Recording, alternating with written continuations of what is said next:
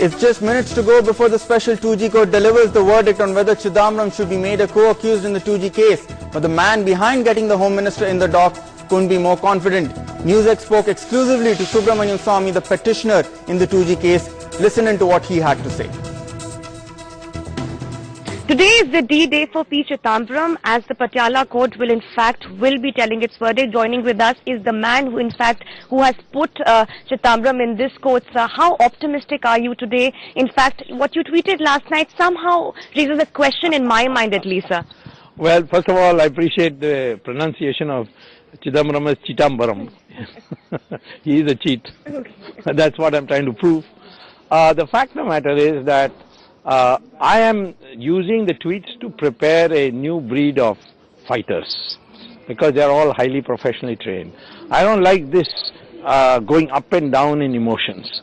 So I am telling them, don't raise these expectations because then everything can't go according to your demand. People are in a kind of a mentality like in cricket, 2020 cricket.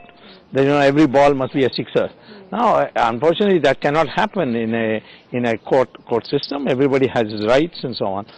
Here, I have to prove the weakest case in the and that is, I have to show that there is some doubt has been created whether Mr. Chidambaram was involved or not. Then automatically he becomes accused in the court.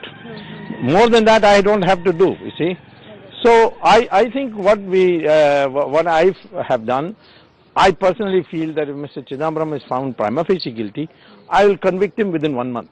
I will not need witnesses. I will not. The documents are enough to convict. We have seen the documents, in fact, which have they are quite suitable enough to make him the co-accused in this very case. But sir, if you observe the Supreme Court's verdict, in fact, yesterday, what it said, there is one particular paragraph which, in fact, can prop up the case for Chidambaram, saying that Financial Secretary was, in fact, aware about what Raja was going to do, and it was completely ruled out, and even Raja did not even recommend the Finance Ministry, something that can go in the favor, in fact. How do you react to that? Why should I react to that? That's totally against Chidambaram. Because it shows that Raja didn't go by the rule book. He didn't consult the Finance Ministry, which he is supposed to have. That also the court has said.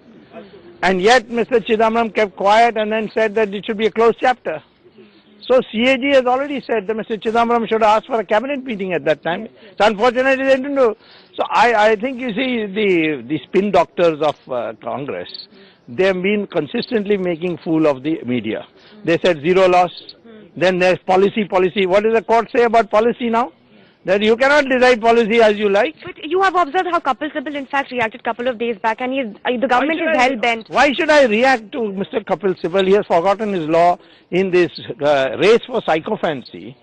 He has completely forgotten all his knowledge. So everywhere he has been wrong. He said first there's zero loss. Supreme Court shut it down. Then he said no, licenses need not be cancelled. There are some irregularities. We'll fix that. We'll find them. So how do you see the situation today? Is it a win-win situation for you today? In simple words, I want your answer. I don't care about winning and losing. I'm thinking it's an open-shut case. Mr. Chidambaram belongs where Raja is. So you just heard, in fact, Mr. Swamy saying it's an open case and definitely his win clearly. Open-shut case. Open-shut case, that's what he has to say. We'll have to wait and watch as to how things pan out in the later half of the day.